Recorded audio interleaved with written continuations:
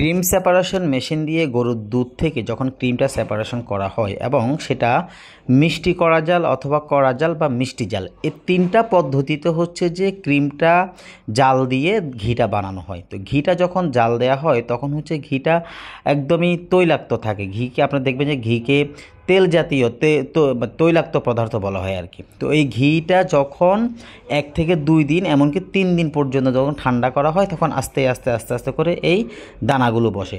তো লা অর্গানিকার এই দানাদার গাওয়া ঘিটা আমরা একদম আপনাকে মানি ব্যাক গ্যারান্টিতে দিচ্ছি। আপনারা দেখতে পাচ্ছেন এখানে আমাদের শত শত ঘি জার করা হয়েছে। এই ঘিগুলোই আমরা কাস্টমারদের জন্য রেডি করছি। এগুলো আমাদের প্রতিদিনে মানে অর্থাৎ আজকে যে প্রোডাক্টগুলো যাবে সেই প্রোডাক্টগুলোই আমরা জার করেছি। আমাদের মোটামুটি প্রতিদিনই ঘি বানানো হয়, প্রতিদিনই ঘি যায়। সো আপনারা যারা হচ্ছে যে লা অর্গানিকার ঘিটা এখন পর্যন্ত ট্রাই করেন নাই, আপনারা একবার ট্রাই করে দেখতে পারেন।